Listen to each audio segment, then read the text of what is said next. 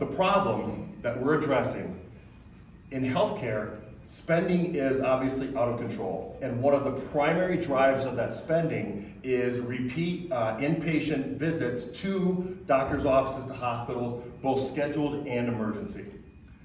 One of the reasons is that patient care between visits doesn't really happen. Once a patient leaves the doctor's office, the doctor's kind of in the dark. I'll see you in 6 weeks and we'll see if you're any better, right? And currently, there are very limited solutions on the marketplace. Now, what I'm talking about here is, think about the sleep app for your phone, right? It's great, it tells me all kinds of things about sleep, but it doesn't tell me anything about my diabetes. But there's another diabetes app, and there's another one for physical therapy, another one for stroke recovery. So the market is very fragmented in that way because there are a lot of different players, but they tend to focus on a single disease state, and they try to do it with a one-size-fits-all approach.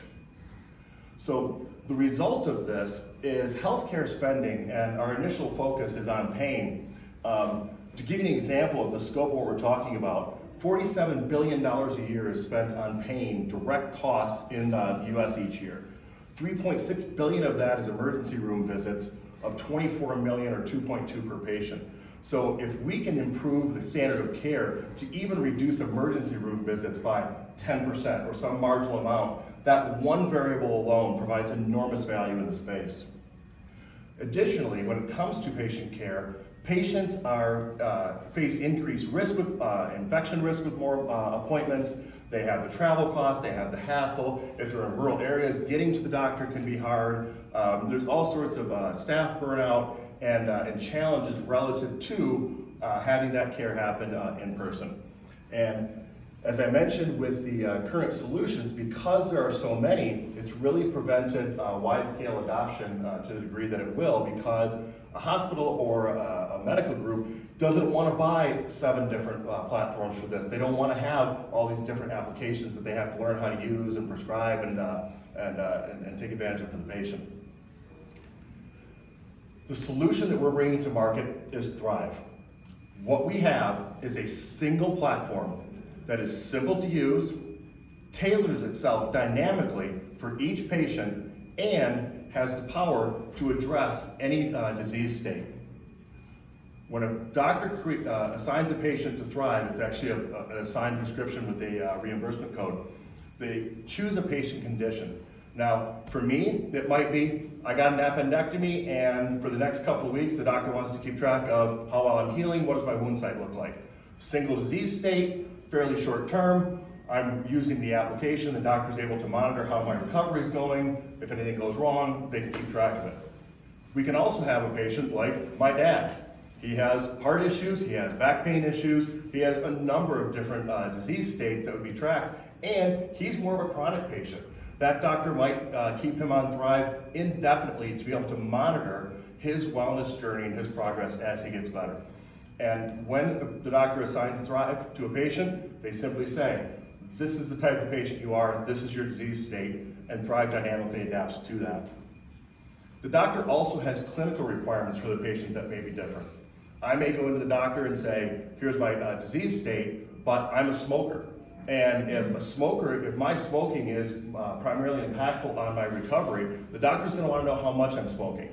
If you have the same disease state, yours might be sleep, it might be stress, there might be other variables that affect your wellness journey. So your physician can say, hey, these are the things that are important to you that I need to know about you. So this isn't an app where one size fits all, that it's asking everybody, how many cigarettes did you have today? I'm not a smoker. Patients get offended by that. They feel like it's very impersonal. And finally, the patient engagement profile. Back to my dad. He's 85. He's not going to use an app. He's not going to wear a smartwatch. He's not going to answer a daily survey. He's not going to record in a journal. But my dad will answer a text. If they text him once or twice a day and say, how's your pain? 1 to 10? He'll answer, right? He answered my texts. So 1 to 10. 1 a day. But having that little bit of data from my dad about how is your pain throughout the day, when he comes back in, the doctor can see, hey, your pain has been trending down, it's been trending up. It's 20% higher in the morning than it is at night. We need to do more of a time-release pain formula. Your son, if I have the same condition, I'm filling out my daily survey, I'm wearing my biometric watch, I'm completing the journal, I'm engaging in the app much fuller. So, and that's where the app tailors itself to the user's engagement profile preferences. And the result is, most importantly, patients use the application. Sending someone home with something they don't use and having no data is completely worthless, no matter how powerful the software is.